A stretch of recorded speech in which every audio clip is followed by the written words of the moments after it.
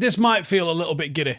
And it also is a little bit disappointing that we've had to do this so far. But I'm seeing people questioning the manager already. I am seeing people saying he has to change his tactics. Blah, blah, blah. Why hire a guy for his tactics and demand he changes his tactics? Makes no sense. You either want him to play... like, can you imagine firing him because it didn't work, but you asked him to play stuff that he wasn't wanting to... Come on, man.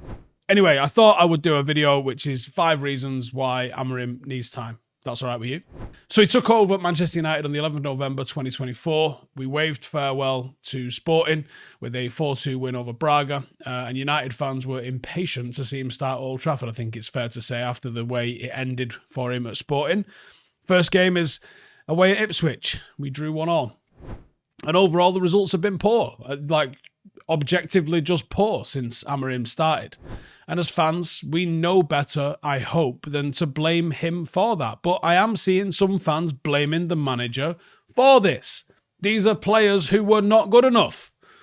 I'm also seeing people saying that he needs to earn his signings. Like, just don't give him any signings. Cool. So give him the players who weren't good enough for Ten Hag. He's got a different system and just see if he can work miracles. Okay, yeah, fine. Makes total sense. First and foremost, number one, he's got a proven track record, and that's the one thing that you should go with Amorim. It's the track record. He joined as one of Europe's brightest young coaches, admittedly. Most of our managers, post Sir Alex Ferguson, have had a history of winning. It's not enough, and it's certainly not enough to keep a manager in a job when it gets to a certain point. But Amorim's history of winning in his very short managerial career is outstanding. His track record shows that he is capable of winning. From March 2020 to November the 1st, when Amorim took charge of Sporting, to when he left, the Portuguese club had the highest win percentage of any team in Europe's top 10 leagues, according to Opta. His record in big games is unbelievable, and I think we've seen that alone. United have gone away to Arsenal, gone away to City, gone away to Liverpool, and we've taken the ball. Like, that's not something that was happening previously under any managers. You know, we got results at the Etihad under Ole Gunnar Solskjaer. We didn't hold the ball in doing that. We didn't go toe-to-toe with them. We absolutely played off the back foot. Tactically, it was fantastic. Mourinho, the same. We won big games, but we did not try and go toe-to-toe. Ten Hag's away form. Let's think about something else. Number 2, character. Amorim's character is the kind that does fill you with confidence. He is honest, he is direct, he knows what he wants, he knows what it takes to win, and he knows what he wants to get there. The way he speaks in press conferences does give you the vibe that he is in complete control. And character's not enough, right? Louis van Gaal had character in buckets. It wasn't enough. In this business, you need more than that. But there's one thing that Ineos have identified as a reason as why he deserves a shot at the job. That character, that determination, that attitude are big factors for why Amorim deserves more time. It's coming across as the sort of confidence, not arrogance, of a man that knows he's going to turn this around. He's going to implement the things that he sees, and he's going to be successful. Number 3, the system. This system requires time. It is as simple as that. It is a change from what the players have been used to. And when you flip-flop from manager to manager, the reality is projects have to restart. Things are different. Amorim's system is fundamentally different to Erik Ten Hag's, and our crop of players I think they're struggling with it, to be fair. But with that said, the changes need to be made, and it's not easy to replace half a squad, which is probably what requires happening. Changes are both likely and needed. The scale of those is up to the gaffer to figure out. But since Ineos wanted a manager with a different system, they've got to be prepared to not only back him, but give him the time to implement it into his squad in the way that he wants to do that.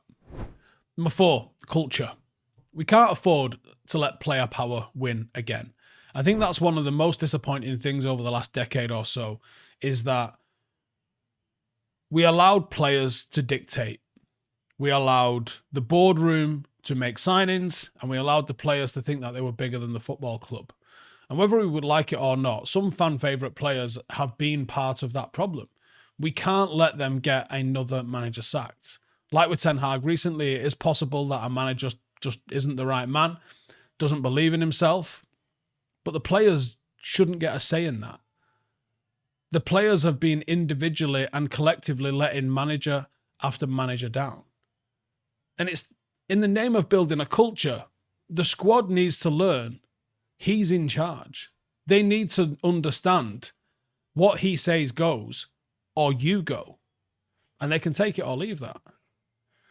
A once strong dressing room culture has been eroded into a collection of players that largely just disappoint. But I see players with character at Manchester United. I've seen signings come in that I think look like they've got the right stuff.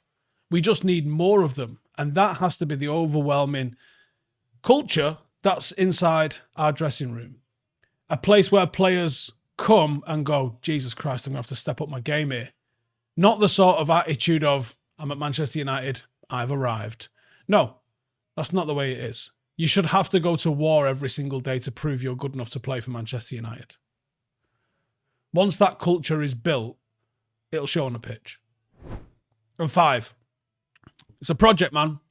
The more managers we cycle through, the more the word project gets flung around and diluted within the fan base, and people are bored of hearing you say it, but you have to say it because that's exactly what it is.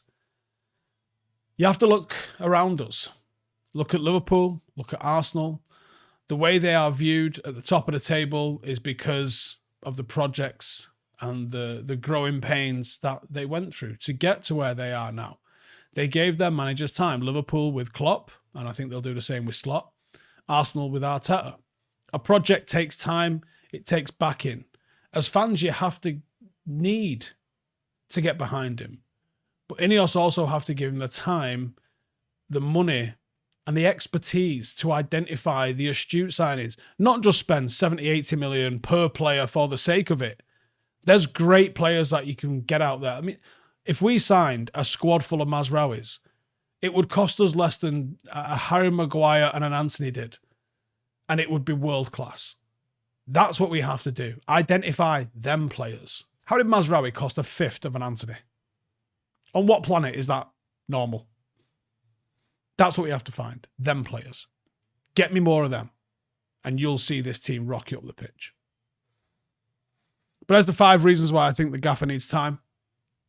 Please let me know if you agree. Please let me know if you disagree. It's all part of an opinion, and that's the beauty of this football game. See you in the next one. Laters.